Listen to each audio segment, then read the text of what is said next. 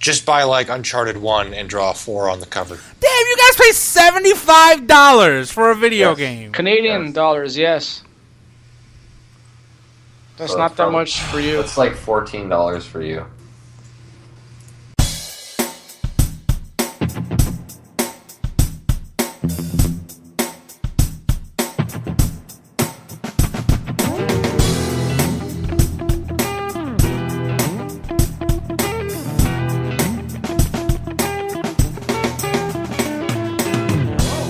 Episode 70 of the Endless Backlog Podcast, your number one amateur hour podcast as told by me, Cognitive Singh. Joining me is Benjamin Minkoff. Good to be back. Christopher Compton. Hello, everybody. Aljosa Klujic. What's up? How's it going? How's it going, gents? How was your weekend? Weekend's Thursday. Whatever. How was the weekend? I assume we all work Monday through Friday, so, you know. Weekend is when I assume you all get to enjoy your social life. What social life? Okay. Ben and Chris. I was at the Giants-Jets game, so it was rough. That was rough, considering you're a Giants fan. That did not go well. Yeah. But I got to spend time with family, so that was good. That's good. Speaking of which, happy Hanukkah. Thank you. Happy Hanukkah. Oh, nice, yeah. Yeah. So, guys, I know you got to celebrate some of it, like, on the first day, which was Sunday, right? Mm-hmm. But have you done anything, like, specifically for Hanukkah since? Not really, but that's just me, you know. Right. I'm not super religious. If I wanted to, I could go outside, and there are, like, some people from Chabad standing on the corner near where I live handing out menorahs. That's cool, I guess. Yeah. They just, like, stop random people and are like, are you Jewish? Are you Jewish? Like, You now? say yes. Keep walking. If you say yes, I'll offer you a menorah, but yeah. Help me out here. Like, the different days, is there, like, anything specific you're supposed to do on some of those days, or no? There's nothing, it's not like a specific, they're not like too distinct from each other. You just add more candles as you go. Right. The first night it's one candle, and then, 2, 3, all the way up to 8. When you were a But kid, like, did you ever it's have just to the go to, like, the synagogue all 7 days or something? No. I mean, Hanukkah's not a particularly important holiday from a religious standpoint. Oh, right. It's just... Like, it doesn't have that much, like, holy value. Right. But since Christmas became a thing, it's become a bigger thing, kind of in response to that. Right.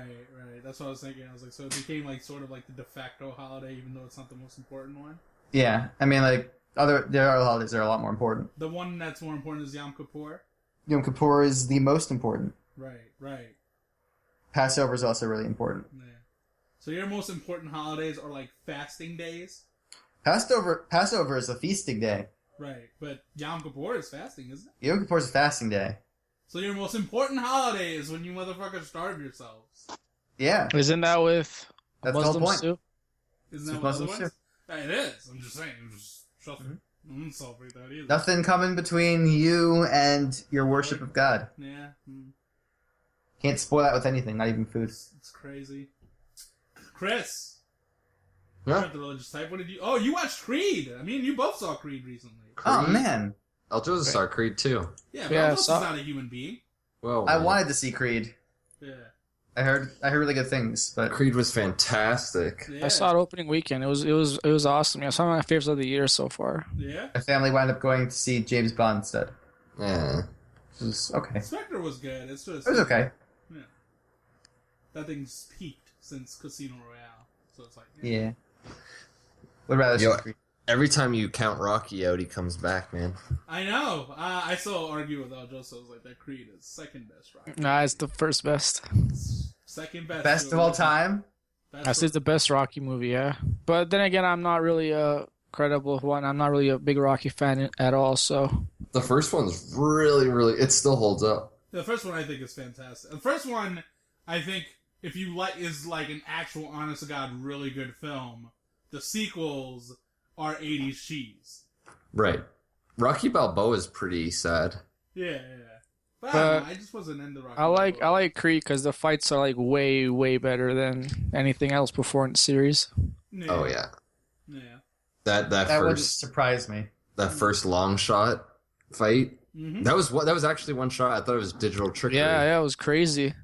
Oh, Yeah. I saw that like that when they zoomed the camera in on the guy fighting him, that he actually sat down and like did his makeup and whatever just to get up for the next thing when the camera zoomed back on him. So crazy. Yeah. It's wild. Yeah. Long shots, man. They're making a comeback. I hope so. Well, The Revenant will really make them have a comeback. Say The Revenant's all long shots, isn't it? Yeah. Is it? Again? Yeah, I'm pretty sure. It's not like a one take thing like No, it's not Birdman, but there are a lot of long shots in it because it's Lubetzky and that's how he rolls. Yeah. But like, I like that type of stuff when they do that with film. Like people undersell the importance of like well, I guess that's called cinematography, right? At that point, right? Yes. Yeah. But like they undersell it to the point of like, well, I mean, it's just putting the camera in a cool angle. It's like it's more than that. Like it stages the scene in so many ways. You know what I mean? Well, it makes it.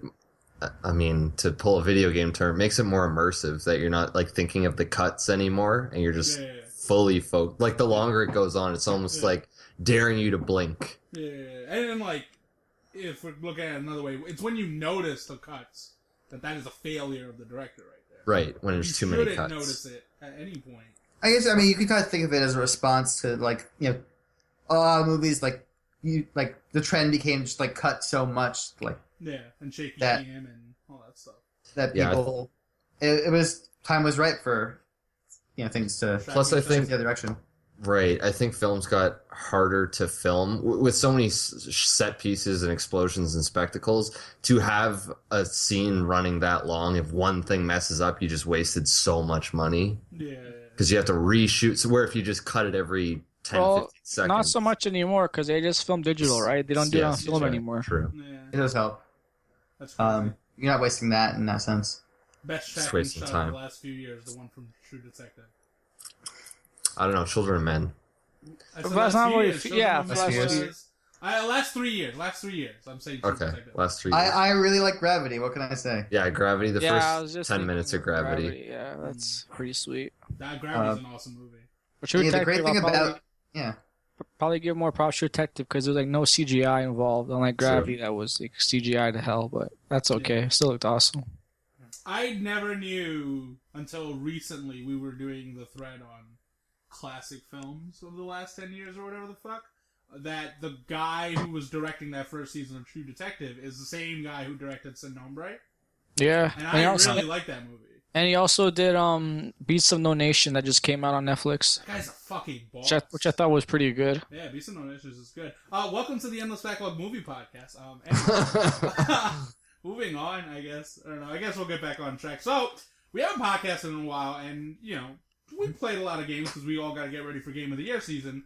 But, in between that time, we've had the Game Awards and the PlayStation Experience, and we feel like we can kill 2 hours of that podcast. 2 hours of a podcast right there, because there's enough to work with, even though the Game Awards were from an announcement standpoint, that this was like the most unimpressive lineup of announcements they've had in a while. Right, that's usually their strong point, too. Yeah, because I was thinking, last year maybe it wasn't last year, but like Zelda was shown at one of these things. Yeah, wasn't that last year? Yeah, I think it was last year. You're right. Yeah. Zelda was shown last year. We've seen Bigfoot. No Man's Sky was revealed, and we're like, what the fuck is that? And then it became this thing now. Yep. That's being hyped. Skyrim was announced at one of these things. We saw the first footage of Halo Reach, first footage of Uncharted 3, first footage of The Last of Us. Matter of fact, I believe The Last of Us was announced at one of these things, right? Back when it was the Spike Game Awards? Yeah, just about to say, the show was, bigger, more reveals when Spike Game Awards. Well, I mean, it used to be on TV. Unveiled? Yeah, you know what else was unveiled at that conference, yeah? SSX? The new version of SSX. Yeah, Deadly Descent. It was, yeah. In its original form, yeah. Oh, you mean the original, the shitty one? The one that we thought was going to be... I don't even think they changed it. They just changed the marketing. They focused on that's really what happened. Yeah, I don't know. The game was more colorful than that CGI showed.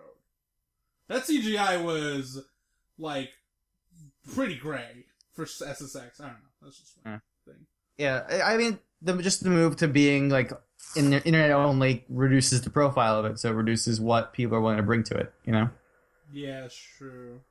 You used to have that TV audience, so you could throw a big announcement out there. Yeah, but I mean, in certain cases, some of these games, some of the biggest games get announced. It's a freaking trailer. Like, when has Rockstar ever fucking? I mean, whatever. They're Rockstar, but Rockstar does what they want. Yeah, so it's like, I get that the Rockstar defense is really poor, but I just think it's weird. Yeah, I would have at least expected something better. It kind of keeps making me have my negative reactions to AAA gaming, but there are a few good ones. The biggest one. So, Tim Schafer, who's wildly known for his adventure games in the 90s, all-important games, certified classics in the case of Monkey Island, Grim Fandango, lesser extent Day of the Tentacle and Full Throttle, but that's just me. However, when he finally broke away from adventure games, the one cult classic that's come out of them being Double Fine in the last decade, I guess, has been Psychonauts, Ben, right? You would agree with that? Psychonauts. I like it. I would argue that in terms of, like, the way, in terms of drawing a passionate fan base, none of Double Fine's games have done what Psychonauts have done. Right? I mean, I think it's for an era. It seems like there's a certain, like, of a certain time, like, those early games were considered real classics. Yeah, but I'm not. But Psychonauts is, like, it really drew quite a cult audience. Like, for that generation, probably more than almost anything else. Yeah, I mean, well, I would go on to say it's, like, similar to the way El Joseph talks about Beyond Good and Evil. It's like, that game didn't draw money, but the people that want the sequel really fucking want that sequel. You know what I mean? They show up almost every year thinking it's going to happen, and it doesn't happen.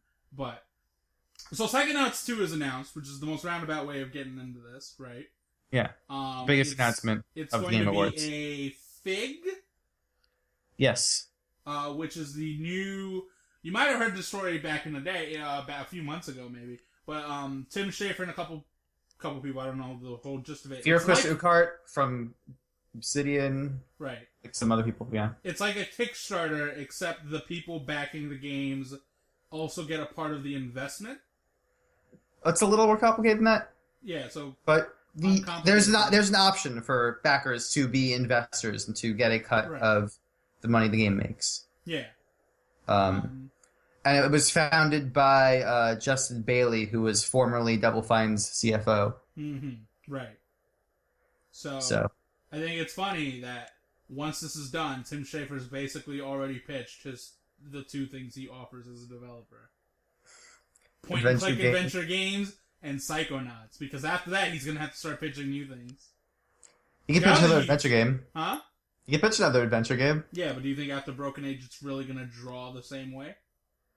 Maybe not the same way. Did the game really draw, like, money, though? At the time, the money that went to Broken Age was pretty... It basically kickstarted that whole, player-funded movement. Like, Kickstarter, in its current, like, version would not be what it is without Tim Schafer basically showing all these 90s PC devs that there's a crowd out there that will pay for 90s PC games. And then once that little, like, run had, basically became its thing, now we started seeing basically 90s console developers saying, hey, you want 90s console games from 90s console devs? So you got Yooka-Laylee, and you got Bloodstained now, right? Yeah. So. And Shenmue. And Shenmue is a thing. Well, that's more like early 2000s. So basically. 1999 Dreamcast. Oh, yeah, shit, it is 1999. I keep forgetting Dreamcast is a 99 system. I don't know why I keep thinking came out in 99. How could you forget? 99? Exactly. Yeah, 9999. Whatever. The point is, Psychonauts 2 is a thing. Unfortunately, they didn't show any gameplay, so as we've said time and time again, that if you announce a game or show anything that isn't gameplay, you didn't announce or show shit. So, got nothing else to go with there other than the fact that, Ben, you're excited. I'm excited. They're making new Psychonauts. Eric Wolpaw is somehow going to be writing for it, even though he works at Valve. Right. Which they made sure to show off in the pitch video. Mm-hmm. So I'm definitely in. I'm just trying to decide what level I want to back at. Yeah, well, I mean, the way I look at that type of stuff is Chris Avalon, while working at Obsidian, was writing for all these other games. For instance, he's written for the new Torment game. He's written for Wasteland 2. I think writers get a little bit more free rein. Leeway? Yeah. Well, because, like, a lot of video games, for instance, so the lady that writes for the Tomb Raider games she's written for Mirror's Edge. I don't think she necessarily works at Crystal Dynamics. I think it seems like she's pretty freelance. Yeah, which kind of makes sense. I was like maybe games are adopting that, I guess, like a screenwriter's model, if you will. Mm-hmm. You know, because maybe. You know, there's certain directors that tend to work with certain productions all the time, but overall, you know, like the writing crews can go from whoever to whoever, right? Yeah, but yeah, Psychonauts, the original, is very, creative, surprising, funny. Mm-hmm. This is a game I really enjoyed, so I'm looking forward to seeing what they do, if they do more. Mm-hmm. It also means another documentary from Two Player Productions about the making of the game. Yeah, those stuff are... And those were... The one for Broken Age was fantastic, so... Does the one for Broken Age come in the game, or...? No, well, they put that on YouTube now, actually, after the game came out, after they finished it. Yeah. But they were putting out episodes for backers as they were releasing them. I need to go watch that. Yeah, you can watch it now if you want. Sweet. Even if you didn't back. I don't... Justin, did you ever play Psychonauts, or...? I remember playing something of it. I think it was the demo or something. I didn't really get that much far in it. Yeah. It was cool what I played, though. Yeah. So it's a wildly imaginative game. Chris, I could see playing it, but I don't know. I missed it, yeah. Oh, damn! You need to go back and play Psychonauts. Probably. Right now... That's a cool game. Yeah. Like, I don't like the way it plays in certain areas. The meat... It's not perfect everywhere. Level is atrocious. It's like hilariously atrocious, but it's definitely one of those examples of Tim Schafer's a creative dude. You know, I've dealt with a lot of atrocious controls in camera lately, so I feel like I'm up to it. Yeah, you're like, you're forged by this shit now. Yeah. You're like a retro gamer these days. Yeah. For real. Oh, for real, mixing it up. Other big announcements. To me, this is actually one of the bigger announcements. I mean, maybe I'm overselling it, but Telltale, in their run of we work on every IP known to man, are they now the second Mercenary studio? I guess they have to be, yeah. Who's the first? Platinum Games. Platinum, right? Telltale also announced a Walking Dead miniseries at the Michonne Big Game Awards as centered. well. Yeah. Yes. That sounds kind of cool. I think Michonne... Telltale's actually, I think for the past couple of years, revealed a new... Like, they did Game of Thrones, I think, was 1 year. Yeah. Was Minecraft another year, or was that, like, the same year? Or I think it was Borderlands. Yeah, Borderlands, that's what it was, yeah. And we laughed at it, but... That's apparently funny. that's one of the better ones. That's supposed to be their best one, apparently. Yeah. Because it's comedy, and, comedy gets a little bit more love. And people are saying it's not the Borderlands 2 brand of comedy. Right. No, it's, like, actually funny. It's, like, actual laugh-out-loud funny, which I'm kind of interested in playing. But, I mean, I would prefer that we finally get some news on Wolf Among Us Season 2. Seriously. Because that series is really cool. Like, I wanted to see the studio do... I like noir stuff in general, though, so that helps. So you must be looking forward to this thing that they're making. Telltale Batman. Telltale Batman. Like, what? And that's kind of fucking cool, because as good as the Rocksteady Batman games were, they have awful storylines. And Batman has some of the coolest stories. They're like, let's just throw a lot of villains at the screen. Yeah. See what sticks. And then have him punch them. Yeah. I mean, there's no way they're stupid enough to not let you play as Batman, right? Like, you're definitely going to be Bruce Wayne. Yeah, I'm sure you will. Oh, that's the other thing you can do with the Telltale game. You can, like, do stuff as Bruce Wayne in the story for once. And have it be meaningful instead of just, like, walking forward and then getting punched. Yeah. I mean, and then finding your suit. Yeah. I saw people scoff at the idea of, oh, yeah, that's what I want to do, play Batman as Bruce Wayne. It's like, no, the Bruce Wayne part of Batman is actually an important part of the mythos of that character. It's incredibly important. Some people just want the Batman power fantasy. Yeah. I mean, and I guess they're not going to get that. We got four of that. Yeah. That was great. Yeah. Let's get a different 2 of them were Batman. great. Some detective Batman. Yeah. I have faith in Telltale. Yeah. Well, one thing is, I don't think it's going to be... So, the knocks I'm going to make already are... Telltale doesn't make puzzle games, so we're not going to get the real detective Batman. We're going to see, like, the most passive version of it, if anything. Right? Because you're going to be a passenger. They'll attempt it. Yeah. And in the grand scheme of things, Telltale has a tendency to make some weird I mean, like, what are Batman's dialogue options? You know what I mean? In the grand scheme of things, like, Batman is a bit more, gruff. I'm Batman, and my parents are dead. Mm-hmm. Do they get Kevin Conroy as Batman? No, I feel like they have a pretty reoccurring cast of characters. Like, if you listen to their games, they reuse a lot of the same people. Mm. So I'm sure they'll just draw upon one of them. Well, like, is this getting the backing of Warner Brothers? I'm sure they'll be able to, like, try and get Kevin Conroy, or at least some... Yeah. Maybe they'll get Ben Affleck. Ooh, I do want to see that. I think Ben Affleck's going to be a good Batman. Not to make this the movie podcast again, but, Why not? Let's continue the movie podcast. Let's continue the movie podcast. I was going to say they could always get the guy who did Batman on Young Justice. That guy was really good.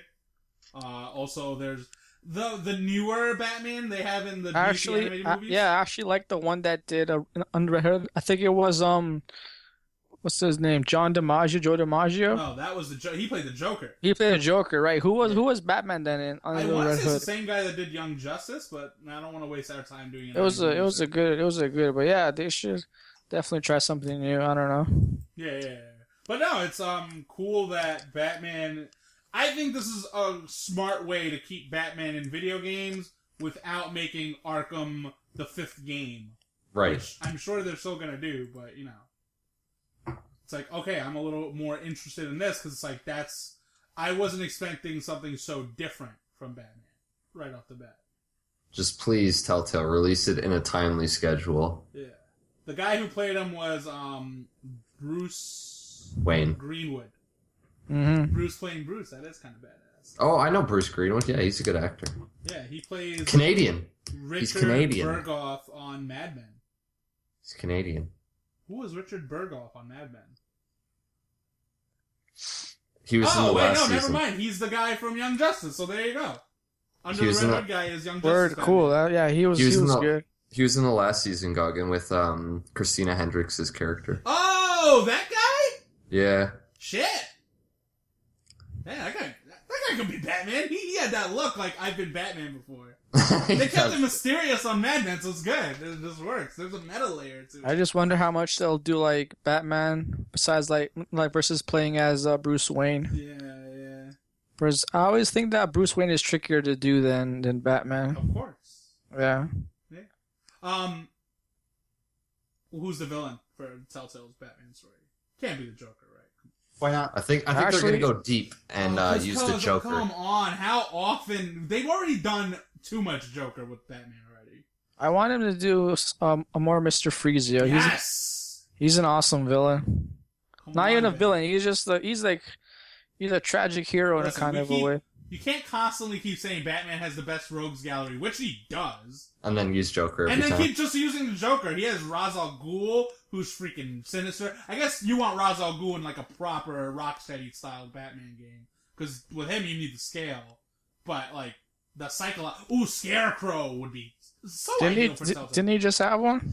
That was a sort of poor Arkham Knight story. I like the dude that voiced Scarecrow though. That guy was awesome. No, that was a great voice acting. Ooh, maybe they do Hush. Mm-hmm. No, leave that guy in the past. Yeah, I don't like Hush. You don't like the Hush story? I mean, it's all right. I like the character behind him, but the stories are not always the same. Trying to get back at Batman in a way. I don't know. Well, that's what I was thinking. I was thinking they're just gonna. I'm thinking of this more as an adaptation, more so than Telltale actually doing their own Batman story. Which I guess there's no precedence for that, right? All of Telltale stuff has been their own original story in these universes. It'd be cool to try something more like personal instead of like just to save Gotham or save the world type thing. That's more like just Batman exploring or some like small cases he's doing, like something like that. Character study of Batman's character. If they have like one episode, it'll be like one small case that he's doing, something like that. That'd be interesting. I like that. I like Telltale's ability to take risks in their narrative, so I hope they don't adapt something and they just like there's actually some level of surprise and risk involved. Mm-hmm. Like you don't know if certain characters will make it out. You're like, oh, these characters can't die. They're well established, and it's like, well, not gonna lie, I might not even wait for all the episodes to come out to actually buy it and play. I might actually go through the trouble of playing it. I'm waiting. As soon as the episode is out, I was like, no, I can't let the internet ruin this for me. Just stay away from the internet. I managed to miss all of Wolf Among Us. Alright, but you're definitely getting it, Chris, once it's all out. Or... Yeah. For some reason, I wasn't interested in Game of Thrones Telltale. I am interested in Borderlands. Yeah. But Game of Thrones... How much of that Game of Thrones stuff was just because they were going to use Game of Thrones characters you didn't give a fuck about? Or how much of it was that the last season of Game of Thrones was actually kind of pretty lousy? No, I don't think it has anything to do with the show. I just heard that it wasn't their strongest story. Yeah, that's true. It sounded like they left too much open for the second season, which I guess it's Game of Thrones. It's a huge story. Yeah. But Wolf Among Us... Plus, it's one that they were probably thinking would draw the money year to year. Right. Considering it's Game of Thrones. I could see them tapping back into that before they do Wolf Among Us again. That's so fucking lame, though. Wolf Among Us is so cool. Yeah. Maybe Wolf needs another run. Anyway, Ben, are you going to get it or no? I don't know. I mean, I haven't played a lot of Telltale stuff. You played The Walking Dead? Only a tiny bit. You didn't play season 1? I played the first episode, and that was like it. Let me get this straight. We were all talking about how good that season was, how good that ending was, and you didn't play it? I didn't play it. Wasn't that on our list? I thought I was going to play endings. it. That was a top 5. Yep.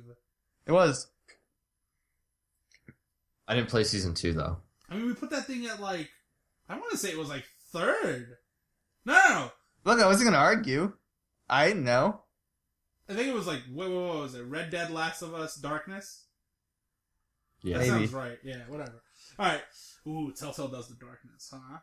Now we're getting somewhere. Right? I would be down for that. Other than that, Rock Band for Chris. There's a Rock Band VR. There's going to be a Rock Band VR game. I'm going to skip that one.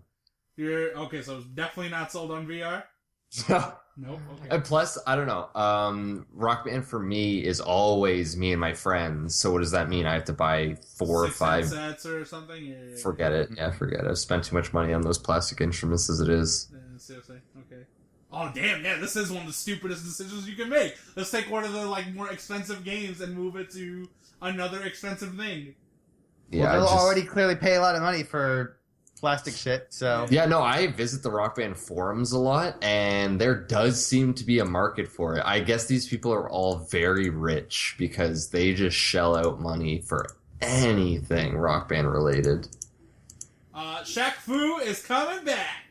The truest of all announcements. Yeah, that trailer was pretty bad. Yeah, I mean, come on. They had Shaq on stage, though. I don't think anyone really expected anything anyway. Yeah. Shaq looks so bored over there, yeah? Yeah. I don't know. It's, whatever. And that's it's also funny seeing him stand next to the people who won Best Esport. Yeah, you realize how big and strong Shaq is. Oh my god, Shaq is massive. Yes. Yeah. Don't step on them. Yeah. That was funny that they went to the trouble of, let's get this athlete, one of the most dominant athletes of his era, by the way, and put him on stage for the Esports Award. Right? Someone had to make that decision tongue-in-cheek. There were a lot of decisions during the Game Awards, and there was another example that was no, that's totally for that reason. Otherwise, let's talk about the Game Awards for a second. Not that, whatever. Their selection is their selection. That's irrelevant to me at this point. I think they do a good enough job in the sense that you at least get there's a rhyme and reason for the picks they make. And there was no bullshit filler award dedicated to clearly celebrating a celebrity or something, right? Right. Even the best online presence wasn't obviously a celebrity when Greg Miller won. Yeah. I mean, whatever. I don't know if I like that award necessarily. No, I understand.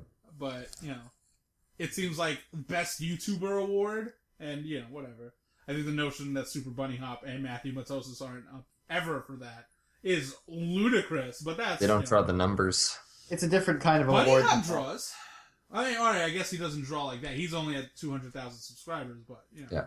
But the way I look at it is, he trends on Twitter, plenty.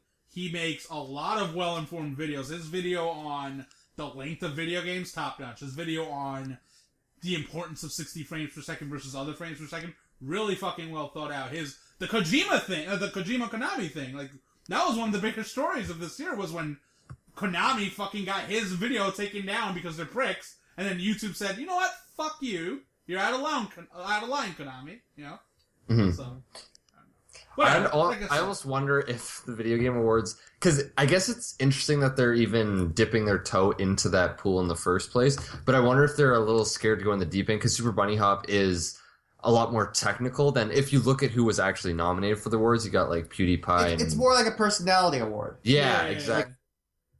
They're like the individual is what matters for that award. It's not like making a quality content review. Right, but like the thing is, you know, I mean, it goes back to the thing of if you're gonna do an award show, right? Like the beauty of an award show and critics doing it is that in theory they take out the popularity contest out of the equation. Not that a popularity contest doesn't play a part in it. Like, that's ridiculous. There's plenty of, like, under-the-radar stuff that gets by the Oscars, the Emmys, the Grammys. Like, it happens, right? Right. You know, at some point, it does come down to these, I guess these studios sort of pitching these films to these people on some level. But, yeah, in the case of the Game Awards, like, you know, in the case of that one award, I mean, you know, I'm not disrespecting to the PewDiePie. The man's work ethic is top notch. Mm-hmm. But, you know, if I'm thinking, you know, the rest of that crew, I mean, Greg Miller is funny-ish, but he's wildly outclassed if we're talking about in terms of making content that's a little bit more thoughtful than, oh, look at me be a goof, guys. Mm-hmm. No offense. I just have to. The voting for that award like done via Twitter or something? Something dumb like that. Yeah, because I can't imagine like Jeff Gerstmann, who was one of the judges. So Jeff Gerstmann told us about how that happened. Yeah. So Jeff Gerstmann told us how he even got nominated last year was because he saw that award, thought it was stupid, and put himself as one of the nominees, and then somehow ended up as a nominee on the thing. So, Isn't that how it always happens? I guess. But anyway, whatever. That's I don't want to get bogged down on that award, even though we wasted like 3 minutes on it. But yeah, I like what the Game Awards is doing generally. I don't think everything hits perfectly. Yeah, like it's still too much. Their heart's clearly in the right place, and like it now that it's online, it's free of like the really dumb Spike bullshit. I mean, you say this, but I say that one's been teabagged on stage. I still don't like the overdone marketing aspect. I get that the gaming audience will not show up unless there's going to be announcements, right? They didn't show up anyways. Yeah, they showed up. That crowd was mighty empty. That crowd was empty. I mean, the live crowd is one thing, but the viewers showed up. Oh, true. Yeah, the viewers showed up. The thing I was thinking was more so, that the Battlefront stuff. Okay, yeah, that was open shilling, right? That, I mean, it just leaves a bad taste in your mouth. When they gave away, what was it? Was it an amiibo or? What was that? They gave like on the Disney Star Wars thing. All right, the Disney, they gave away the Infinity thing. Yeah. I don't know what those are called. The Disney, like fucking Nintendo is winning this. We're gonna call those amiibos. Yeah. Jesus Christ. Hey guys, guess what my favorite part of the Game Awards was? What? You know what it was. Oh, it was Jade Raymond being drunk. So, paraphrase here. Jade Raymond went on stage, and first of all, the fucking shade she threw at Kiefer Sutherland was top notch when she said, I forgot what the actual joke was. But it was the award for like best character performance. Yeah, best character performance. And then she's going on about how, yeah, the games are weird. It's like, who would think of a Metal Gear game without David Hayter? And it's like, okay. Dude, she was drunk. She didn't know what she was doing. No. And then she... Those lines are written, because it's an awards show. That's how they do things. Yeah. So those lines are written and all that stuff. And she's given an envelope with the winner of the award, right? Mm-hmm. And she announces the name of the chick, Vita. I don't know her last name. She's Vita from her Cypher? story. I don't know. I want to say something like that. She plays the main character in her story. And then... Great performance. For great performance. And then... right after that, she says, The Witcher 3. And what's hilarious is that she's sitting right in front of the guy there to represent CD Projekt Red. I think it's their CEO for The Witcher 3. So she's got a reaction like, wait, did I win? And then the Witcher 3 guy's like, what? She wasn't in that fucking game? The Witcher 3 was actually, like, Geralt's performance was nominated. Yeah, Geralt's performance. Yeah, oh man, it was just so funny. Yeah. And listen, I understand that the internet is asshole-ish, so there were a lot of sexist jokes made about her. You know, people came to her defense like, "Oh, she can't be drunk." First of all, if she wasn't drunk, I want to know what she's show. Everyone's drunk. Because it's not like she just said the wrong name or something like that. We were making those jokes before she even got to the... Yeah, she was slurring a bit. She was wobbling on stage. And listen, she might not be drunk, because the way I remember it is, like, E3 when they were showing Assassin's Creed, she's very nervous on stage. Yeah, she's just a nervous person. I was like, she might just be nervous, but calm the fuck down, gaming community. Have a sense of humor. It was Jade funny. Raymond made, like, whatever, she was a little embarrassed, but it was funny. Let us have the joke that she's drunk. Kiefer Sutherland could take a joke. Yeah, he could take a joke. Everybody needs to calm down. No one's attacking Jade Raymond, the human being. I actually think Jade Raymond's pretty chill. Yeah, no, that was funny. You know, I'm excited to see what her and Amy Hennig are doing with that Star Wars game. Because I think they're both in charge of that studio or whatever. I don't know if they're in charge of the same thing or two different things. Okay, so it might be weird. But it might be two different Star Wars things. Whatever, the point is, that's cool. She's fine. It was funny. It was funny. They actually got the right pick for a performance, which, you know, was the whole way I kept looking at it. Was like, listen, if you said best acting, no, even then, like, in just this case, it's like, the voice actors all might have, let's say they all did a good job. None of them had to act. Right. Like, live. And she did, so. Well, I mean, some of it's like performance capture stuff, which is like real acting. It's not even the same. It's not even the same. But she did a great job. Yeah. Yeah. You can mask some. I've also heard it said it's like almost cheating because FMV is like live footage, so you get all of the you get like a full human performance. I mean, it is what it is, man. And everyone else is like trying to work through this like shitty medium of people on computers trying to make their faces look right. Hey, kudos to that guy then, the Her Story dude. It was a little disappointing. That's how I see it too. I was a little disappointed he wasn't there. I don't know how much of it. We joked that it was because she's really hot and he's probably not that attractive, so they said no, let her come. She's gonna win enough for you guys. But you know, it would have been more. I would have preferred if the creator was also there. Yeah, I mean, you don't know why these things happen. Yeah, he might have just not been. He's in England, so we know why Kojima wasn't there. Yeah, so Jeff Keighley, in one of the most professional, how to put this, when he buried Konami 6 feet under, basically blew up their spot of why Kojima couldn't show up to accept an award, right? Yeah. Pointing out the lawyers and how Konami got in the way. And, well, you know, I guess if you're ever going to have a moment where you're going to throw a publisher under the bus, you might as well pick a publisher who's basically not going to make games anymore. Can't do anything to you. Yeah. Can't defend themselves. Yeah. It's like, oh no! Yeah, so, you know, there were obviously a group of people, not that many, that would argue, yeah, Jeff Keighley could have been a bit more professional about it, which is relatively true, but considering how robotic Jeff Keighley is to a lot of people, this was refreshing. It was finally about time Jeff Keighley grew a fucking spine and threw someone under the bus. Because, listen, I understand that Hideo Kojima is a bit of an egomaniac, and, you know, the fact that we were worried about the man because his name wasn't on the box speaks a lot about the fucking person we're defending, if anything. Right. But he's earned the right to a fucking award for his work. That's like you carried away. Well, and Jeff and Kojima are close. I mean, like, Fate the Paint premiered at one of those Game Awards. Yeah. Back when it was Moby Dick Studios.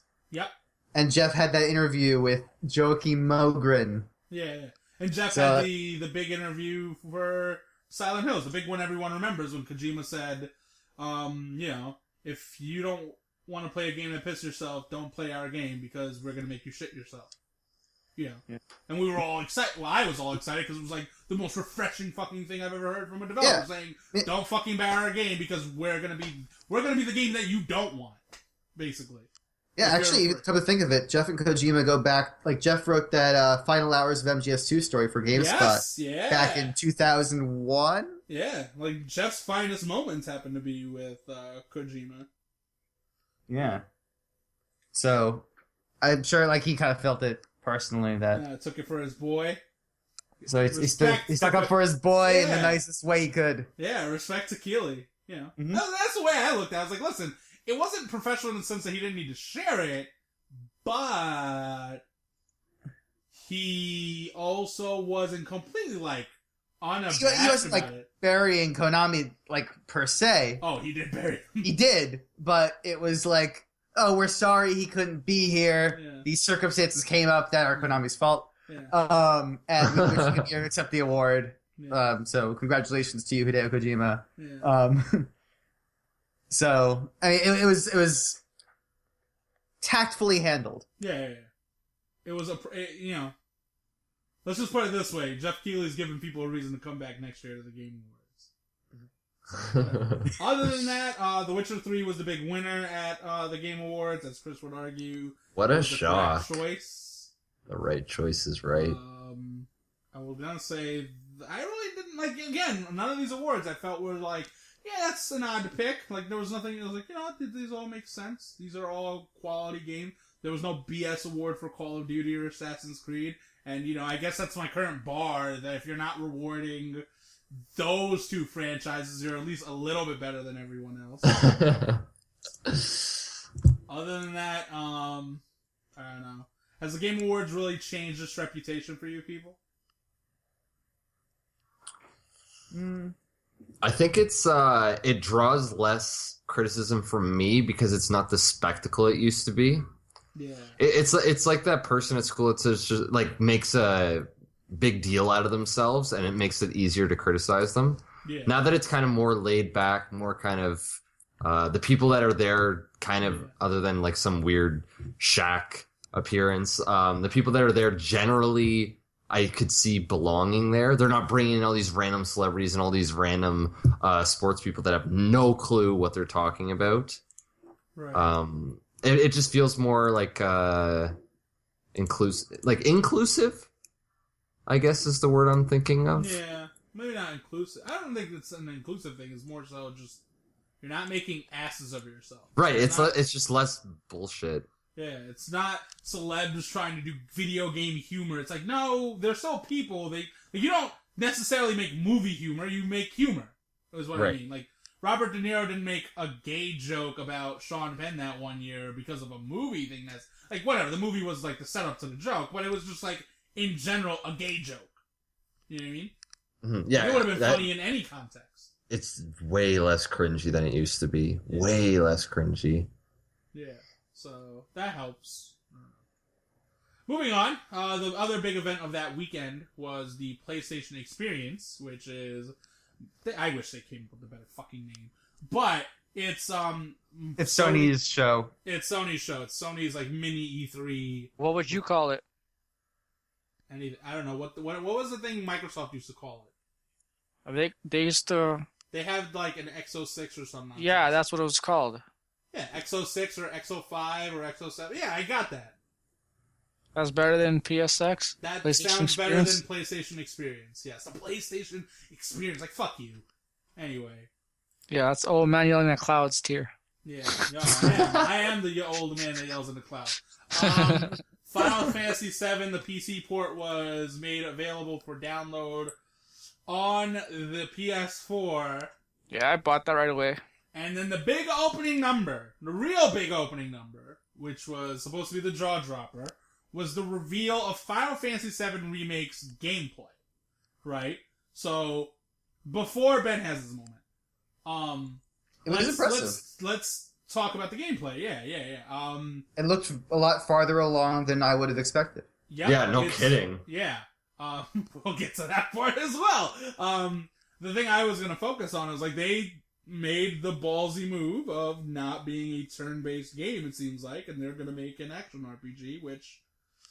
You know, how do you feel about that, Eldrosa?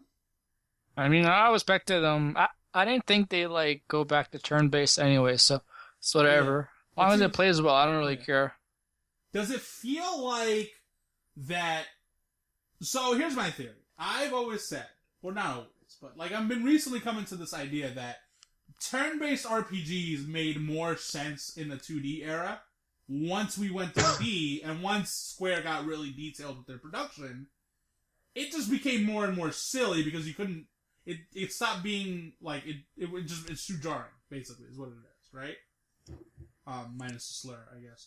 But and making it action has also been sort of the thing people seem to respond to as like the evolutionary piece of the JRPG. Like think of the way Xenoblade Chronicles was reviewed. Like one of the big common words used during its review was it's a new bold step for the JRPG or something like that.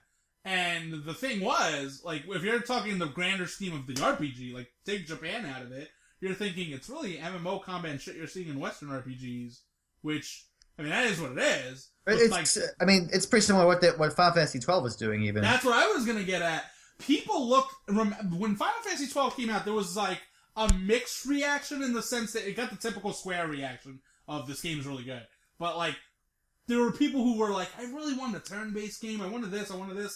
And it seems like, in the grand scheme of things, Square was right with Final Fantasy XII.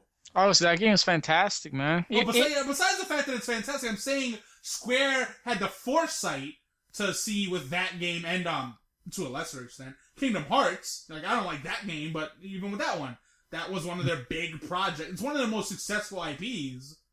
Happens to be a real-time action game. Yeah.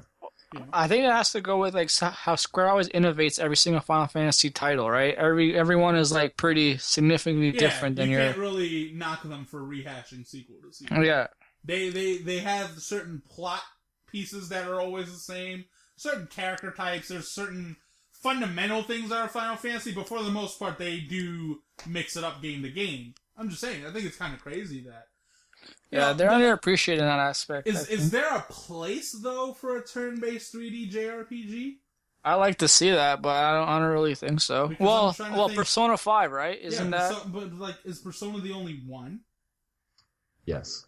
What about Ni no Kuni? Yeah. Ni no Kuni is kind of a hybrid. It's not full on. Yeah, that's what I'm saying. Like, I was like, if I remember Ni no Kuni right, it's more like Tails combat with Pokemon. Yeah.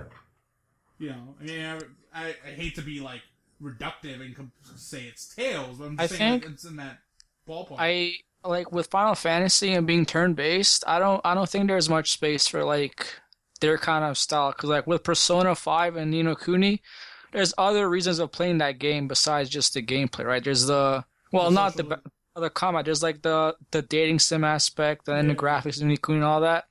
Mm-hmm. Like Final Fantasy, it's more of like here's the gameplay, which is the combat, which is like the set piece and everything else is just secondary. I mean, maybe you say that, but I think the Final Fantasy fan base responds to other shit in a similar way. Like, well, that's why 7's so enduring, right? Yeah, like 7's endured because people love those characters. I don't know why, but they love those characters. It's basically 6 again. Yeah. Like that's the fan base, right? But people like they want to get to as many people as possible. Yeah. Do you think like other people like non Final Fantasy fans will be able to like stomach a turn-based game? I mean, I hope that's probably the question they're asking themselves. Yeah, that's what I mean though. That's why I keep bringing up to the Final Fantasy 12 and the Kingdom Hearts thing of saying Square was sort of ahead of the game in this regard. Because listen, we love Persona. Chris loves Persona. Persona doesn't draw shit compared to Kingdom Hearts. Kingdom Hearts is like their third most important franchise. Third for Square Enix. Final Fantasy is the franchise for that company, right? I mean, when we talk about one of the bigger draws in Japan, I'd be hard pressed to name an IP besides that aren't from Nintendo that make more money than Final Fantasy. Dragon Quest makes more money than Final Fantasy. Yeah, actually, it does now. It does. Nowadays, Monster Hunter. Monster Hunter does not make more money than Final Fantasy. Yeah, it does. Isn't it pretty big in Japan? Final Fantasy is not going to sell 4 million units in Japan the way Monster Hunter does. No. You're making a mistake here of only counting Japan. Final Fantasy draws big. I thought we were talking about Japan. Like, no, I'm saying worldwide. Yes. Worldwide? Okay. Yeah, let's say Final Fantasy's got to be number Resident 1. Evil Draws more than Final Fantasy. Resident Evil 6 sold about as well as Final Fantasy 13 did. Worldwide. That's so sad. Then again, either of those games selling anything is sad. But like the older Resident Evils never drew the way Final Fantasy did. Like, That's true. I'm just talking about now. Resident Evil 4 didn't draw Final Fantasy 10 numbers, I think. No, it didn't. Yeah. Final Fantasy has declined and Resident Evil has grown. Which makes no sense. Which makes no sense, because I was going to say Resident Evil... So let me get this straight. The best Resident Evils are the worst sellers, which makes sense, but like, are significantly worse sellers than the worst Resident Evil games? 6 is the best selling Resident Evil game, and I think 5 might even be second best. That's... Selling. You mean selling. Selling. Yeah. Selling, yes, of course. Right. We're talking about the best Resident Evil game. We all know what those answers are. Yeah, well, whatever. The point is, Resident Evil's still a big IP at the same time, so it's like, okay, that makes sense to me at least. You know what I mean?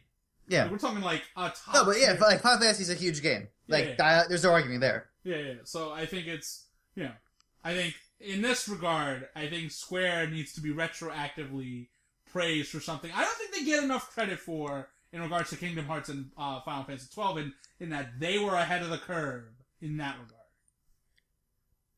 Well, I mean... Listen, I'm sure there were making other... an action game. Yeah. Japanese people were making action games even before Kingdom Hearts. Yeah, but, the traditional JRPG cats? I don't know. There's like Secret of Mana and stuff. Secret of Mana is a cool game. Yeah, Seiken Densetsu 3 and all that. I guess you're right. Dark Cloud. Dark Cloud. Shit, Dark Cloud. Alright, I guess you're right. Maybe they don't deserve that much credit. Good, I didn't want to give them that much credit. But no, people say it looks good, so here's my disagreement. First and foremost, we've played enough of the Final Fantasy 15 demo for me to say, I don't like how it feels. Did you play the updated demo? I didn't play the episodes yet. I played the first one. You should play the updated one. See what you think of the changes. Okay, but like, have you played the updated one, Joseph? Overall, Pardon? I think what? You played the updated one? Yeah, I played the updated one. I liked it more. Yeah. Do you think the sword hits have a little bit more impact? Yeah, I'd say so. Okay. Well then, maybe they are fixing it. The other thing I wasn't liking. You might not like it still. It still feels a little bit too light as of what. It's too floaty to me. The other thing I don't care for when watching that footage is like that was a lot of corridors. Yeah, I did notice. I did notice that too. I was like, man, this looks really detailed, but it better considering it's a fucking hallway half the time. I wonder if that's just that. I mean, constraint of development, or that's actually what it's going to look like. Like, it's just not ready for them to show how big it can be. Well, to be fair, like the part they showed from the game was literally the beginning of Final Fantasy VII when you're you're in a corridor. Which is like just a corridor. You're going down to blow up the first reactor, and then you get chased out the same way. Like that's. But that one fight was pretty open ended when you're fighting with Barret, all those guys. That was a pretty big space. So. Yeah. So guess we'll see. The other big announcement from this. So, okay, right. But you're excited about how the gameplay looks, Chris? Yeah, I've always been a fan of Kingdom Hearts style and action. Yeah. As you said, I just don't know how much you can innovate turn-based combat at this stage in the game. And if you're... Because it's been a while. I mean, obviously, Final Fantasy VII means a lot to us. But for a crowd in 2015 or 2016 or 2017 when this thing comes out, does the name Cloud still hold the same weight, or are they actually going to have to rely on more than nostalgia to make this thing's paycheck count? Because the way I look at it is like, is Final Fantasy really a pop culture icon? Right, it's a gaming icon. Absolutely. But it's not Mario, and I don't think it's Pac-Man. And if someone says, everyone's like, oh, you got to check out this game, it's one of gaming's icons, and they see turn-based combat, is this current gaming crowd going to just say, fuck that? I don't really see Final Fantasy as like a gaming staple, something like that. You mean a pop culture staple? Yeah, pop culture staple. That's what I'm saying. It's absolutely a gaming staple. Yeah. Well, I think it's part of Square looking for ways to expand this kind of project to make it viable beyond just like selling it to fans of the original. Because the people who want the original can buy the port. Because, people want the original can buy the port and they can play it. Yeah. And it sounds like it's all right. I just think that if you want turn-based RPGs, you're better off looking for it from like the smaller budgeted games. It just makes more sense in that space. I think 3D, because of the nature of AAA game development these days, you need to make a proper like 3D moving game, like an action game, which it certainly makes the abstraction harder. Yeah, but at the same time, I don't necessarily agree with all of that, because some of those turn-based battle systems were nothing more than attack, defend, use an item in like the most basic way. Whereas like Dark Souls, I don't think is any less of an RPG with the way that game plays. I don't think the things you can make fun of The Witcher's combat, I don't think you could say it's less of an RPG. That's it has a different emphasis. Yeah, I agree.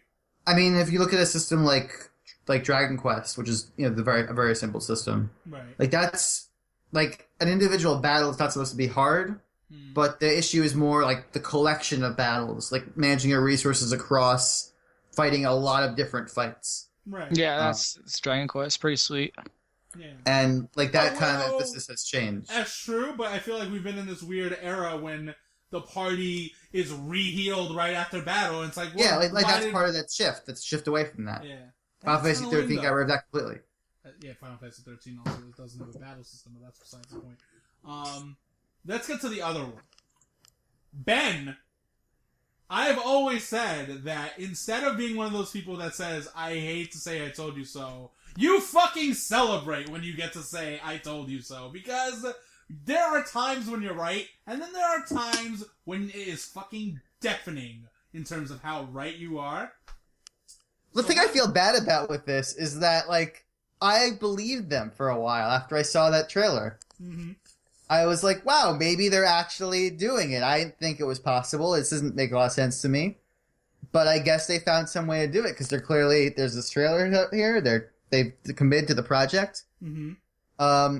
But I guess all my concerns were as valid as I thought they were. That so it's too big a project. So yeah, too big a project. You said that we are. So let's say what came out.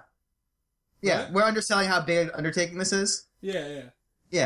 We were underselling how big of an undertaking it is. We didn't realize how many assets a Final Fantasy VII would be, because we keep thinking that it's just as simple as turning FF7 into a 3D game, and it is that. But because it's an RPG that just happens to be 60 fucking hours, it's a whole different beast, right? Yeah. And what ended up happening is that Square's announced the only way for them to make this game without cutting things, their words, not mine, is if they do it in 3 parts. Now, the obvious argument they didn't say how many parts. Yeah, they didn't say how many parts. They didn't even say how many parts. You're right. It could be 5 parts. It could be 7 parts. Yeah, it could be 20 parts. So it's a multi-part game. We don't necessarily know the pricing model. I think best case scenario is actually the Telltale model, where you buy it all for $60 at one point, but it's going to come out in bunches, right? That's not what's going to happen. That's not what's going to happen, which is the way people are looking at it. It's going to be more like Final Fantasy 13 1, Final Fantasy 13 2, Final Fantasy 13 3, as in like 3, or StarCraft 2 is a better example of it's going to be 3 games. That's all the larger story. I think they'll price it more reasonably, because like they saw how like less Final Fantasy 13 and 13-2 and Lightning Return sold each time. So, I mean, hopefully they'll learn from that and like price reasonably, sell like here's full. My stance on this. One, it's still going to be way more than $60 for the game, man. Yeah, that's still more than the price of one. You're going to pay. You're effectively buying the story or less, or this game in 3 parts. They've said they intend to make every part the size of a full game. Yeah, which is fine. But, you know, what's a whole game? So I think that means they're going to price it. Yeah, that's kind of misleading. Like, what's a whole game? What's a whole game now in 2015? What's That could be anything from Call of Duty campaign. Yeah, what's their definition of a whole hours, game? Because or here's the thing. The Witcher 3, which is like 1,000,000 hours. Yeah, because the other thing I was thinking about is stuff like, what about like the copious amount of filler that you find in Square games? Like, was one of the parts going to be the most filler-ass version of their game? Is that what we're going to get stuck with? Because that's... They said one game, like the games will be like uniquely different experiences. So maybe one of them will be turn-based. Who knows? Yeah, or maybe one of them just be all snowboarding. Who knows? They're going to make SSX Final Fantasy. This is it. Yep, they're going to make the mini game full version. Yeah. So in this anyway, the big arguments against this are that The Witcher 3 exists in the way that it does, and it's a big ass game, and there's way more going on in The Witcher 3 from like a system standpoint than what you would think would go on in Final Fantasy. Plus, if it's episodic, does that kind of take out the idea of an overworld, or is there going to be three separate overworlds? With that thing? How do you do a lot of things with Final Fantasy? Like, how does character progression work? Does that mean, Does it read your save data? They can carry it between saves. Okay, but here's my thing. Like, what if you want to backtrack? Or what if you want to can't backtrack? Can't backtrack. Or what if you want to skip part of it and do the other part? Then, like, what's that person? Is he automatically leveled? Is the game gonna be scale? Does this have auto scaling, level scaling, like Oblivion? I mean, it'd probably be like if you start like Mass Effect 3 from the middle or something. I don't know. Or that's a different kind of thing. Or if you just start like Baldur's Gate. Because this isn't sequels. You hear what I'm saying? Or like Baldur's Gate 2, you could upload your save, or you could just start with a character. I guess. They'll like just have some default level, or like Golden Sun that had that also. Yeah, because Mass Effect like can read your character level and what. No, choices. Not even what attributes and what choices, but like if you say you got some great loot in that first episode or whatever, will the loot carry over, or is it like no, you lose all of your gear at the end of every episode because we can't? How do you track that? They could track that with the save if you wanted to. Like Golden Sun save transfer, you carried over loot. Oh, did you? Okay, so it is possible. So of course it's possible if they want to do it. But I mean, the question is, just like what will this mean for the experience?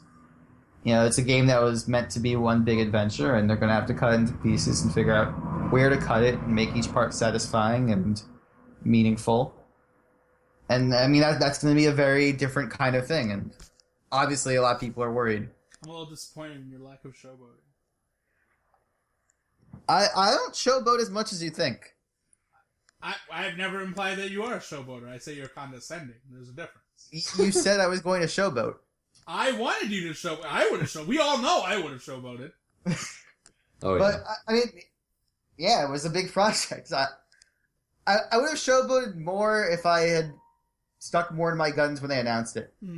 If you were. Because what's funny is, because me, Phil, and Will were all like, no, you can totally make that game. Yeah, it's a big project, and Square doesn't have the money to, like... You know what's funny? Now Phil and Will are like, no, it's a big project. It makes sense that it goes multiplayer. I was like, fuck you, too. Yeah, everyone thought all you guys thought it was going to be easy. I didn't say it was going to be easy. It's expensive. My thought process was this. Even if it's expensive, they'll make their money back. Yeah, they'll make now they'll make their money back. I think a $60 version of that game could have made it, so whatever. I think they'll make more than their money back, because they're making Unreal Engine 4 again, Yeah, it's pretty crazy. All their three main games are on that engine. Unreal Engine is a true engine, man. Yeah, I guess they completely dumped the Luminous one for Final Fantasy 15. Square... So here's where I want to go with this. Okay. Square Enix is guilty till proven innocent. For whatever reason, people want to say, well, they deserve the benefit of the doubt. We don't know all the detail, blah, blah, blah. And yeah, that's right. For a rational developer that makes sense, that made good games within the last 5 years, that would make sense. However, Square hasn't made an actual good video game since The World Ends With You. I don't fucking care that William thinks Lightning Returns is a good game, because William likes it, so it's probably a bad game at this point. Bravely Default, we knew the second half of that game sucks, and it's not even a Square game. The Last Remnant, I didn't play it, so for maybe that's good. Final Fantasy 14. Here's great. Anyway, Final Fantasy 14, the MMO. Yeah, sorry, the first time it came out, it was fucking broken. So that's because the Chinese people made it, yo. Who cares? Who cares? Racist. They not racist. They shipped it out to some third parties, dude. Yo, making it out of their basement. Yo. An irrelevant argument, because it's still this is still the same company that did that shit. This is still the same company. They're not the same now. They changed their CEO and their main.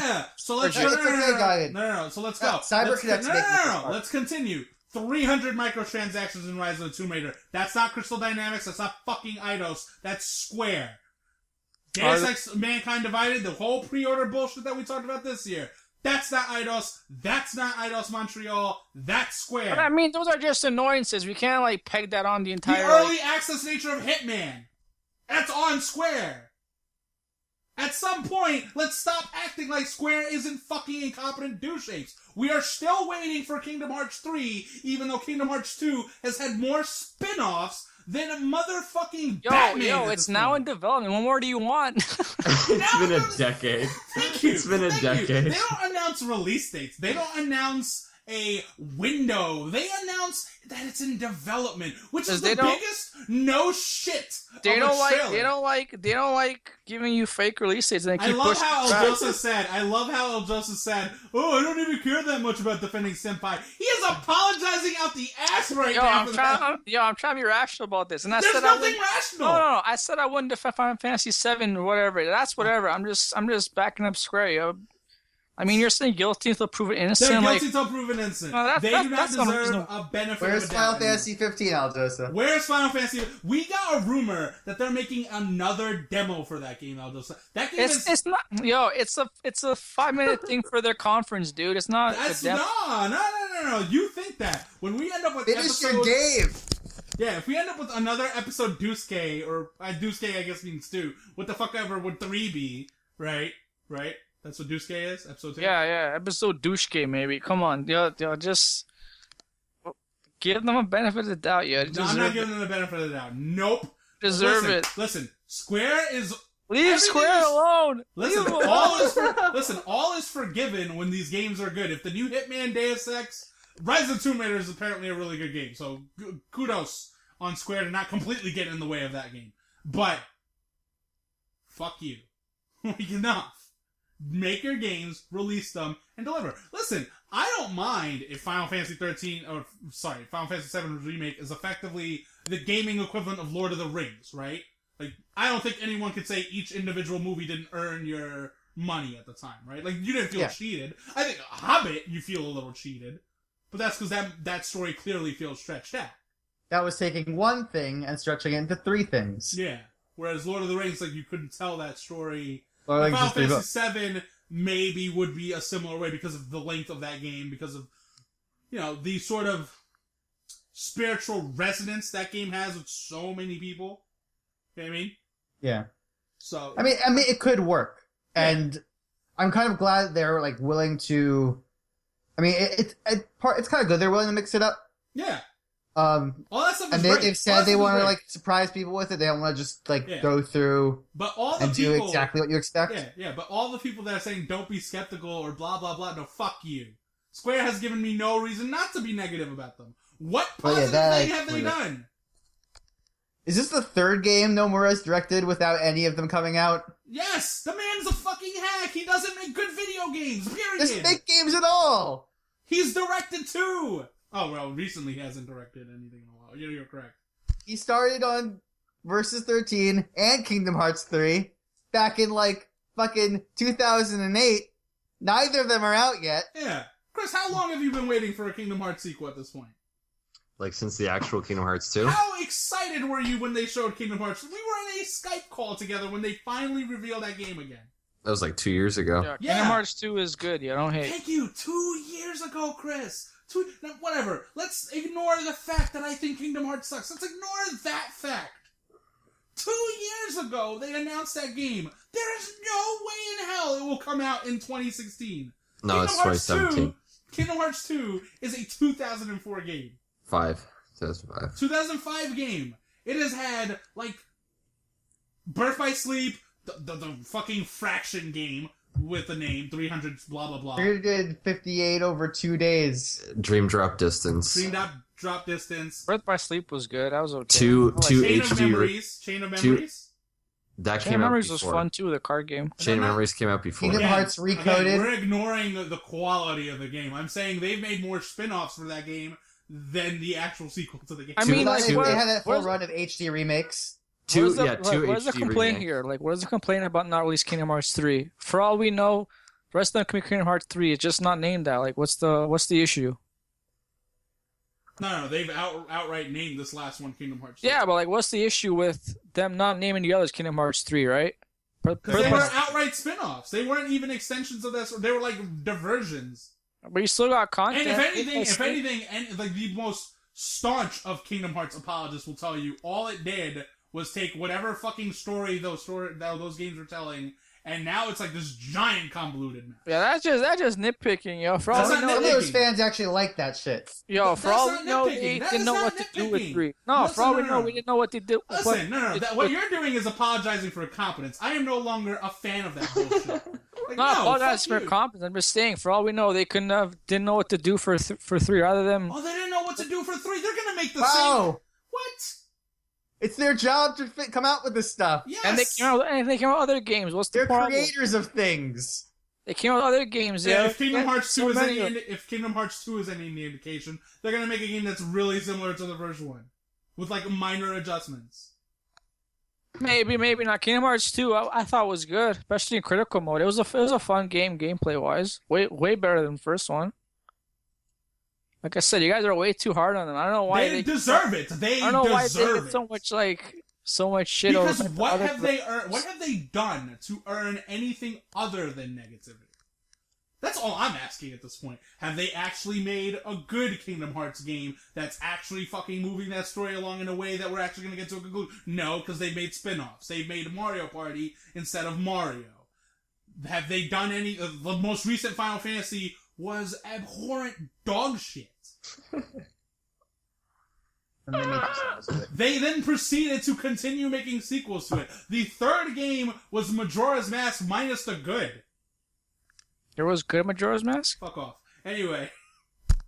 You know, the big, like, oh man, Square is back moment is a remake to a video game from 1997.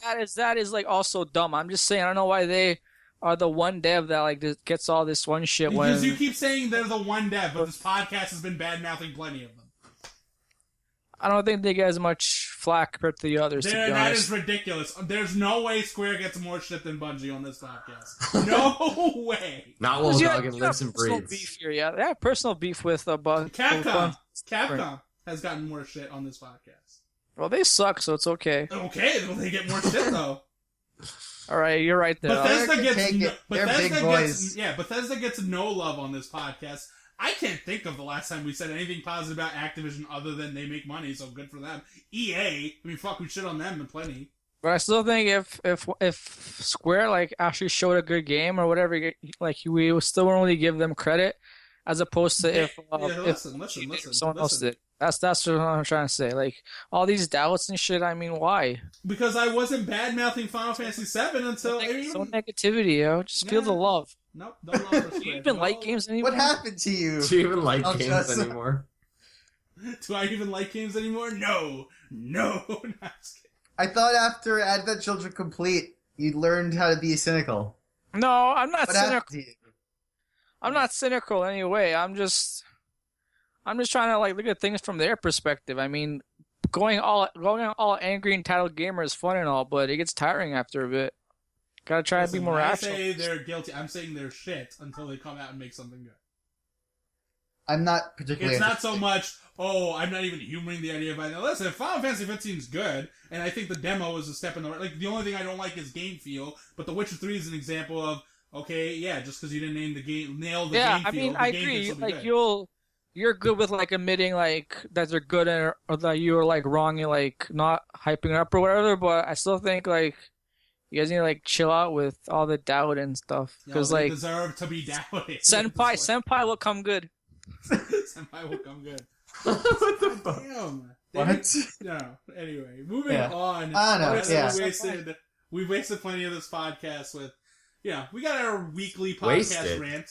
If they were like Rockstar, they could make the whole thing and spend like $200 million. The Rockstar. Or if they were in Poland, they could throw bodies at it and pay them like $30,000 a year. Yeah, the other issue is they're in one of the most expensive countries in the world, and spending that kind of money would be ridiculous. But they're in Japan, and they don't have. Square is doing okay, but they're not doing that well that they can burn that much money at once. Yeah. So Capcom's Street Fighter 5. They have to be conservative. Oh god, can we move on to our next game? All right, we can move on now. Street Fighter 5.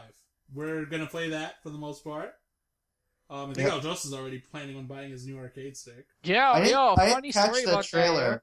For the new character in Street Fighter 5. Aljos was trying to say something until you cut him off. Funny story about the arcade stick. Yeah. Yeah. They showed the new Mad Catz ones, and then like the price of them is like way like it's $300 in Canadian dollars for just the the normal TS Plus, and then a few days ago I pre-ordered it on Amazon. They had a pricing error then. It was $165. Canadian dollars? Yeah, Canadian bucks, right? I That's pre-ordered like it. $20. I still have the order, right? So get that shit mad cheap. And I can't wait, but fuck that game because there's no Sea Viper. Or maybe they will come in DLC like months from now, but not at launch, which is like really disappointing. So I can't triple perfect Gagan and record it with the PlayStation share thing. Yeah. Too bad. I'm looking up the new character trailer. Yeah, you don't have to look up the show. It's fine. Fang looks pretty fun. Ono came on stage. He looked a little excited. There was this one lady that was like super fucking excited at the PlayStation thing. Yo, that new Chun-Li outfit, Jesus, oh my god. Yeah. Oh man. Wow. You gotta love Capcom. Hot edition indeed. One of our friends on the Skype chat, Kondrick, he said that that's the first time he was ever thirsty for a video game character. That's creepy. Yeah, they made Chun-Li a little too attractive. Oh man, that'd be so distracting in tournament play. Yeah. all those nerds, yeah, just oh my god. Yeah, seriously. Yep. But no, Street Fighter V is looking good. It's also looking like the only Capcom project that anyone should be excited about at this point. I mean, I guess Resident Evil 2 remake, but no, fuck that. That's what else do they even have? To be honest, I can't think of anything. Resident Evil 2's remake, so they're Monster Hunter X. So they're almost as bad as Square Enix at this point. Except Square at least has a Western... Sorry, it's Monster Hunter Cross. They got Gagan's favorite Resident Evil getting remade, Resident Evil 0. Oh, God. Why? No, it's not even getting remade. It's getting ported to the PC. Right. They're doing RE2 also, right? Yeah, they're remaking RE2, which is the same... Right. Which I'm not going to be the guy who says, we're fucking remaking a game from 1997 and going, yes! We're remaking a game from 1998! Wow, aren't you cool? No, it's not. Listen, Resident Evil 2 is a cool game, but first of all, it's not Hideki Kamiya doing it, right? Which part of the cool part of remake was that it was Shinji Mikami being able to adjust things that were forced upon him that he didn't want to do the first time by. So he had to fix what he felt was like a flawed thing for him. Resident Evil 2 is just the new Capcom working on someone else's game. And if anything, my larger thing is, listen, either make a proper sequel to Resident Evil, or really, you take this talent that you have, alleged talent, and do something new with them. Fuck, don't even make it a $60 game. You're telling me Capcom can't make a middle tier game in this era with the name Capcom on the box? You can't market that game? This is They're so conservative now, it's crazy. Yeah. Like, at least with Square, they're incompetent, right? At least they're trying. Capcom, they don't give a shit. Yeah. Capcom is just so wanting to go bankrupt, it feels like. So, I don't know. Like, after their experiments with Western third parties making their games, like, it was all... It's all because you didn't buy Dragon's Dogma. It's true. It's our fault. Not our fault. That game was at like 15 it's FPS, your fault. dude. I mean, come on. It was called Dragon's Dogma. I had every reason not to buy that. That is true. I bought that game. I did my part. You did buy Dragon's Dogma. You didn't even beat it. I beat Dragon's Dogma. Was it good? Yeah. Oh. I guess you did your part. Anyway. Just backstab. Oh. I guess we didn't do our part, guys. I don't know. Street Fighter V looks good. It's gonna be the big fighting game of next year easily. Any worry that, I feel like we had that brief stretch early last gen where these fighting games were coming, the 2D ones at least, were coming back, and it felt like a rejuvenated scene, and now it's sort of gotten stagnant again in the sense that, like, alright, they exist. They're for those people, like, you have a Rising Thunder where at least it's, like, trying to appeal to a more broader audience in the sense that it's trying to take the execution barrier out of it and making more about applicability, right? Fine games. What's up? It's actually different. Like, Rising Thunder is trying to make it more, bring the mind game layer Yeah. more accessible. What's the other one? Different. There's a Smash clone on Steam that's an early... Yeah. More of those are coming. Something of Aether. I don't remember what's called. Yeah, okay, so whatever. My bad to whoever that guy is. But it's another example of they made wave dashing like a button press, basically. Right. So, again, it all comes down to, it's taken the execution barrier out of it, and it's made it like, okay, now, like, apply this. You know what I mean? There's a King of Fighters 14 coming. Yeah, but, like, is that doing anything... Yeah. I don't know if it's doing anything new. It's just another fighting game. It looks like King of Fighters, whereas Street Fighter V, it looks fantastic, but it's another Street Fighter, you know? Yep. We don't get to be the podcast. I guess to badmouth the Western side, and then forget that the Japanese side is just as bad about this stuff. Yeah? Yeah. So, I don't know. At least it's there. Yeah. Street Fighter's good. Street Fighter is good. We'll probably play it a lot. Battleborn added this really annoying penguin in a mech suit who wouldn't shut the fuck up, and Chris said, well, I don't want to play that game anymore. Yeah. That was one of those clearly trying so hard moments. Yeah, that it hurt my brain. Like, oh, this is what the Game Awards were missing. Yeah, seriously. Yeah. They must have missed that one. Yeah, I mean, I still think the game looks fun, and it might be 100% due to the fact that it's new and not like everything else. But it's got a single-player campaign, it's got co-op, the multiplayer is like this weird cross between a MOBA and an FPS, or really it's going to be a MOBA that just happens to play like an FPS, which then would be not that new because Monday Night Combat existed, right? But I don't know. I think it looks cool. I don't think an annoying penguin overrules that some of the other characters look fun. You know, maybe this will finally be my MOBA. You know, because I don't think Dota 2 is going to do that thing. There's certainly a lot of competition for it. Yeah. It's Paragon. Yeah, Paragon was announced. That's the fourth Epic Games project right now. Which Yes. you have the MOBA, you have Fortnite, which is still a thing. That announcement just was so weird because they showed gameplay footage right after the show. And I was thinking, why didn't you show that instead of the fucking CGI trailer? I mean, you had footage with you. Like, what the heck? Because that's just I just don't understand. It's just the way modern games are announced, man. They don't show the gameplay. They will show. They had a CGI. pretty cool gameplay trailer, That's with what the I was man. thinking. Yeah, So weird. I thought the gameplay looked fun if I was into that type of stuff, but whatever. It's Yeah, PC I know and how to practice. PS4, but I'm liking a lot of stuff Epic Games is doing, but keep going. Uncharted 4. The big reveal with that one was branching dialogue options. Chris, are you ready to go Paragon or brings me back to my Mass Effect days. Yeah, Mass Effect. He says this like they're the old days. Yo, it's been like I'm all almost about 10 meaningless years. dialogue options.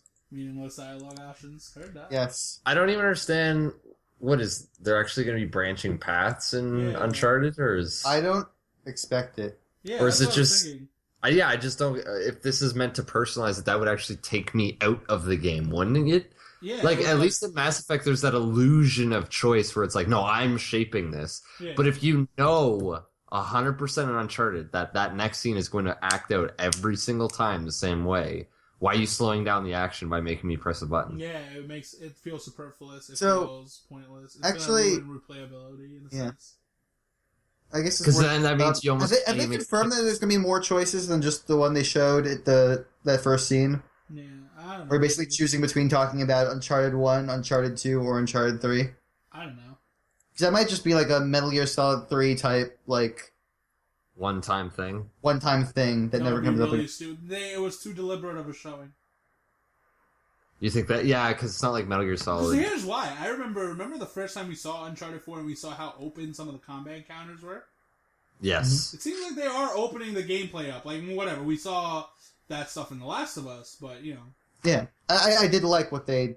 Like, I really was excited by that gameplay demo. If we're going to go even a step further, oh my god. Further. There's Call of Duty Black Ops 2 has the branching campaigns, and if mind-numbing series like Call of Duty can do it, why can't Naughty Dog? I mean, they could. I would say, I wouldn't count on it. I don't expect it. yeah, that's true. I wouldn't count on it. I'm just saying, like, let's not, I think of the companies that actually are that actually warrants a benefit of the doubt, it just happens to be Naughty Dog. Yes. I'm I just just a little I agree. It is something you can easily fuck up, because if we're noticing anything with Fallout 4, a big common complaint has been the dialogue wheel. People think is shit. Bethesda did it really poorly because, frankly, BioWare is better writers than they are, and even BioWare made mistakes here and there with the wheel, but for the most part, the wheel worked exactly the way you wanted to. Like, you would read a line, and he'd basically say that line or something that was like, yeah, no, that's exactly what I wanted Shepard to say. For the most part, right? Yeah. There's an odd scene or two where BioWare fucked up. Especially Mass Effect 3. Bethesda, from my understanding, really fucked it up with Fallout 4 a lot. Because it's almost like one-word options, and you're just like, what the fuck is going on?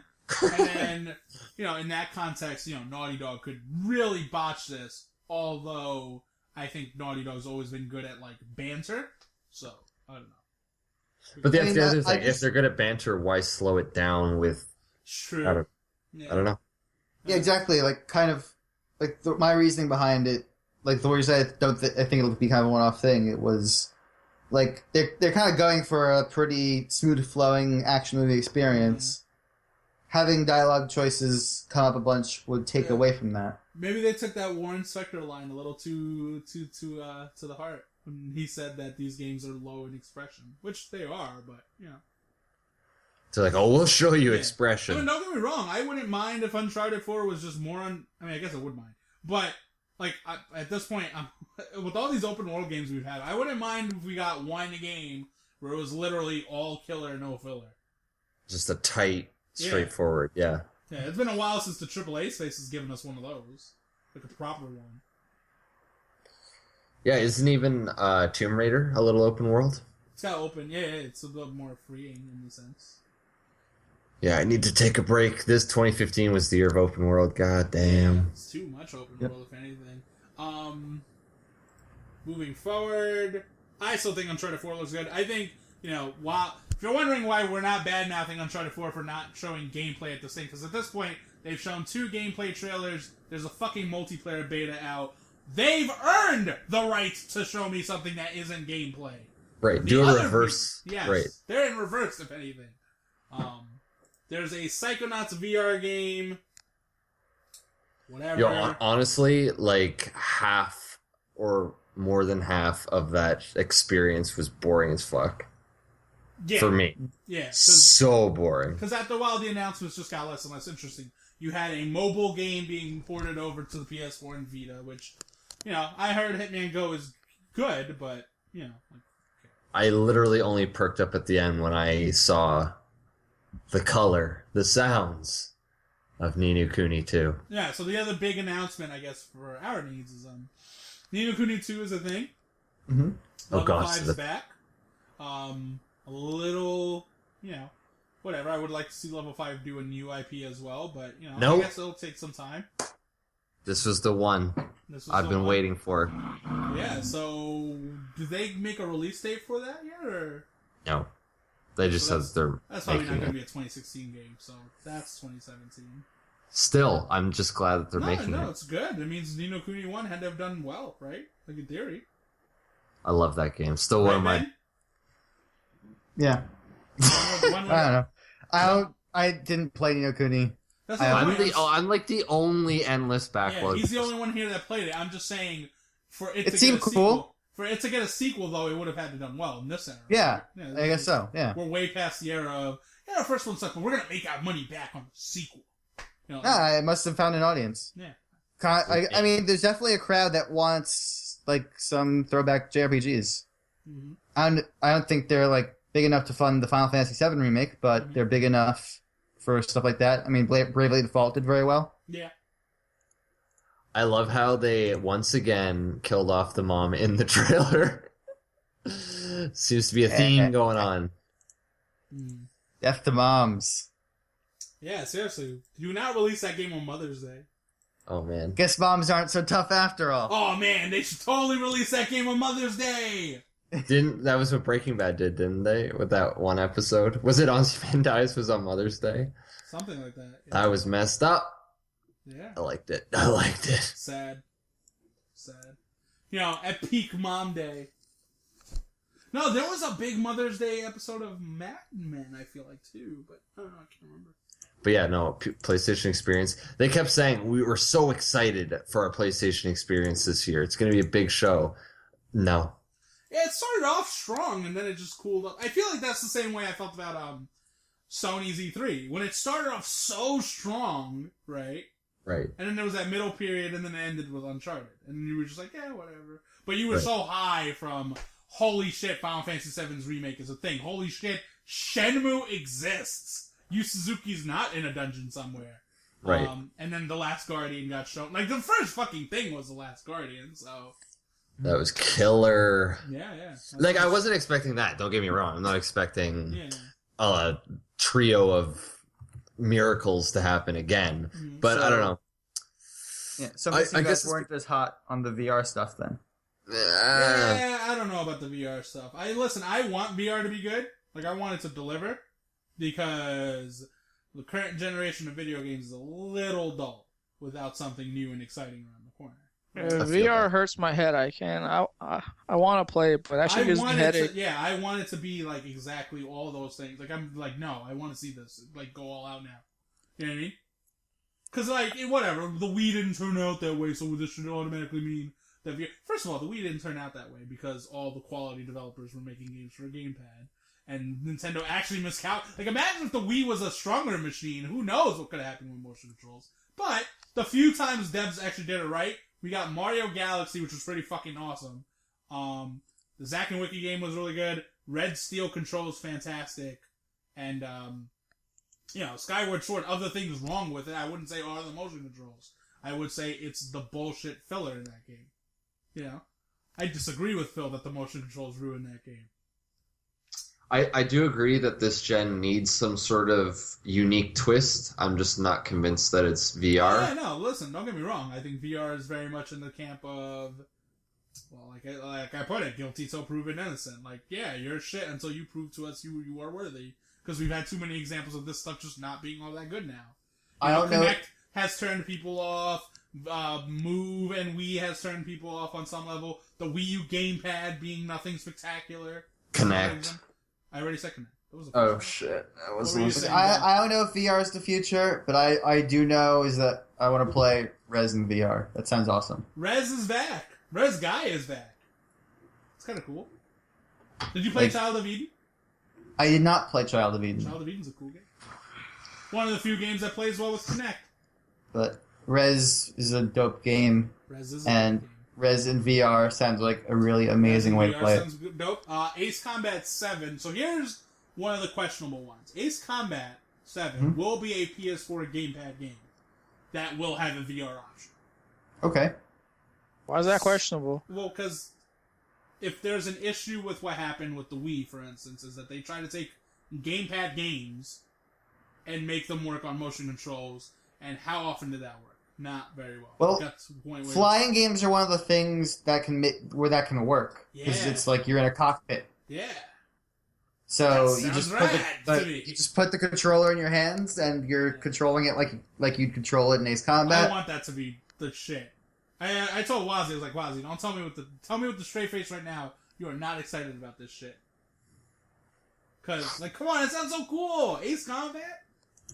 I mean, a rad series. Yeah, the things like that seem more like that third-person Insomniac project, things like that. Yeah, or Golem. Did you see footage? Golem, maybe I didn't play it. I didn't see it. I mean, I saw Golem. Yeah. It looked interesting. It's made by Marty O'Donnell's new studio or whatever. Highwire. I don't know. I heard some interesting things. I think it's weird because we're getting closer and closer to this VR thing being a real thing. But I feel like the gaming community, the proper full-on internet nerds, are meh. I think it's fair that some people are still skeptical, but it's kind of interesting to see the games actually starting to show up. Yeah. They actually think it's coming out that aren't just tech demos. Yeah, that's cool. So, I mean, but I don't think you're really going to have converts until it starts getting in people's hands. Yeah. Not just, gaming press's hands. Yeah. But the thing is, how do you capture a wide audience with that stuff, right? Because it was easy to see why the Wii would work. You could watch the Wii, right? And you're like, no, that makes sense. The way they're playing tennis right now makes sense. Yeah, I move my hand and I'm playing tennis. Yeah. right? Whereas VR, you strictly need them to actually put on the... You need people to put it on for you to sell it to them. Put on the glasses! Yeah, you know what I mean? Like, that's gonna be...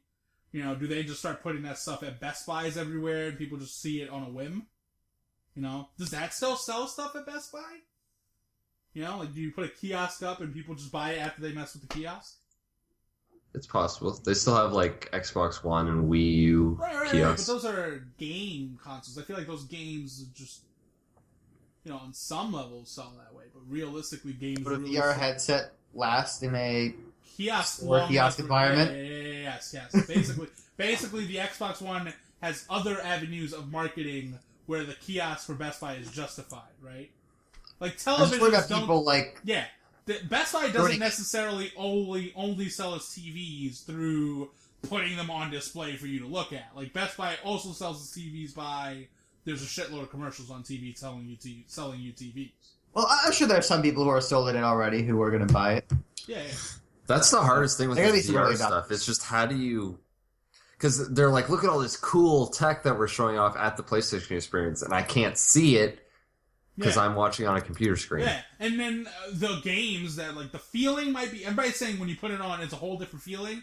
And I'm like, yeah, but here's the problem. When you show it to me at home, I see it like any other vanilla video game. And if anything, because of the nature of VR, early VR, it's not going to be the Bayonettas of the world that are like these really complicated, deep games. They're going to be a little bit more simpler, right? Mm-hmm. So you're going to keep wondering, like, so this isn't even much of a game. You know? And when you get that reaction, you're done. I mean, you gotta get people to make that first step. It's really hard to sell a feeling. Mm-hmm. Yes, it is very difficult. Isn't that right, John Hamm? Car agrees. Car agrees. But that's it as far as PlayStation experience, right? There wasn't anything else. They didn't really show... Gravity Rush 2? I don't know. Did they show that game? I don't think so. so. Yeah, let's say they showed Yakuza 0 will be coming to North America, which Mhm. cool. Speaking of which, Yakuza 5 just recently came out. Baseball's MVP John Donaldson stars on the cover of MLB. We don't care. None of us play those games. Maybe I'll buy it this year. And that's it, though. Full Throttle HD? Oh, Full Throttle's getting remastered, right?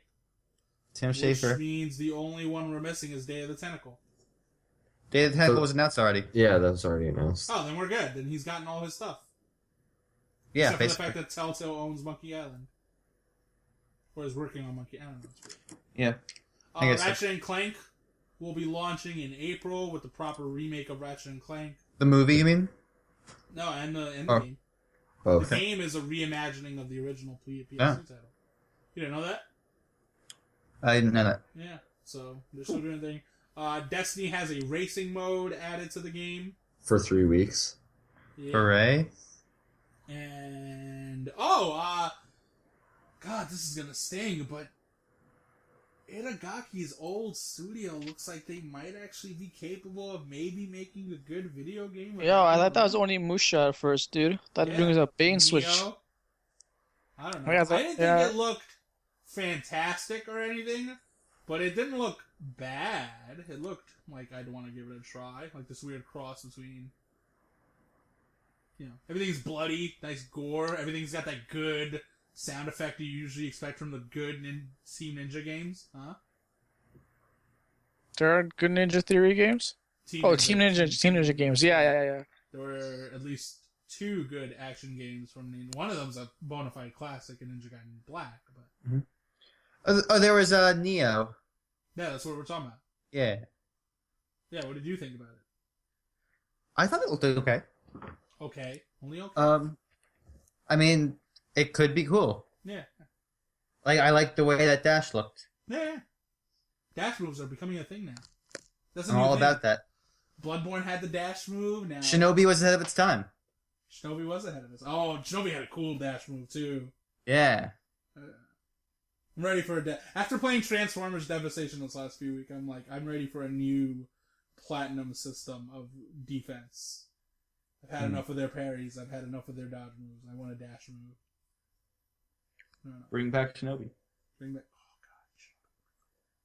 Oh but like good Shinobi, not the one that El Josa likes on the Genesis. No, I'm talking about the PS2. Whoa, ease up, man. I like the PS2 one also. That one was fun. I didn't beat the last boss. That was impossible, dude. Fuck that game. Boss is bullshit in that game. I beat that Fuck boss. that. That was hard as fuck. I beat that game. That game's too fucking hard. Nightshade is good too, yeah. I like Nightshade. Yeah. Yeah. Back when Sega's good days, yeah. Yeah, that should end this podcast. So, I mean, realistically, we had nothing else to talk. I mean, we got games we played, but I figure we have stuff to talk about, but we don't want this podcast to go for 3 hours. Yeah, and for once we did this under 2 hours. I'm a little impressed. Not gonna lie. Next Yeah, time, that is actually amazing. Yeah, all the things we're wrapping up for game of the year. When you think about it, like even as unenthusiastic as we were about certain things, because Jesus Christ, you could feel the energy in this room. But the real one. We got a rant in. Mm-hmm. We got El Josa apologizing in. We got You to Be Right. And we went through the Game Awards stuff. We even got a Kojima drop. We got to mention that the Her Story chick is attractive. I mean, I think we hit all our important marks. I mean, yeah, if we were trying to fit everything that we've done in the last few weeks into this podcast, it'd be too long. Yeah. Some people I would need to sit you down. If you want a long podcast, you can check we out have the to, game. We have to start cutting things out. We have to cut those things out. That's not what... We're going to do multi-part series. That's not what the fans want. So this is multi-part podcast series. Yeah. Although we haven't done a One's Gotta Go in a while. I guess it's true. We've gone, I think, 4 podcasts without doing them now. Let's do it. The last one was so fucked up. You want a One's Gotta Go right now? Let's do it. Game Awards, Goggin, PlayStation Experience, and... Oh, finally! No, I'll do it. One's Gotta Stay. Oh yeah, we joked Gotta about Stay.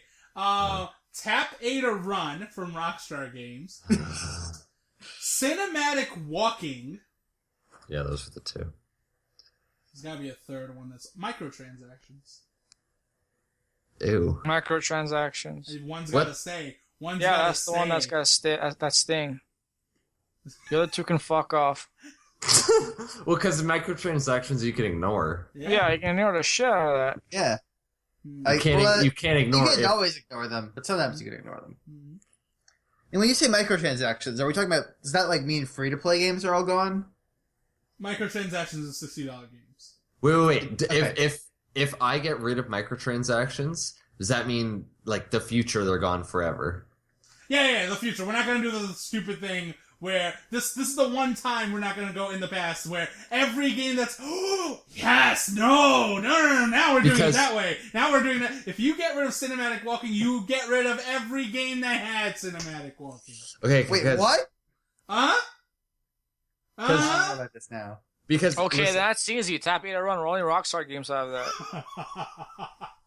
Because look, we don't know how bad microtransactions could get. So if we put a stop to it right now, they're gone. You have to go back in time and kill Elder Scrolls 4 Oblivion. No more horse armor. No more. What do we lose if we get rid of microtransactions? We lose, I don't know, Metal Gear Solid 5. No loss. In the grand scheme of things, it feels like a no loss. A worthy sacrifice. Can you think of a game that's fallen from grace harder than Metal Gear Solid 5 on some level in this group? Final Fantasy 13? No.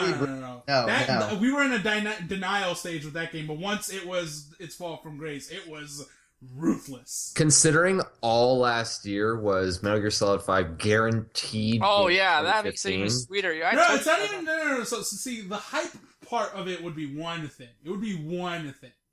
It's more. I think you're more talking about between when it came out. Oh, to now. Yes, think about that.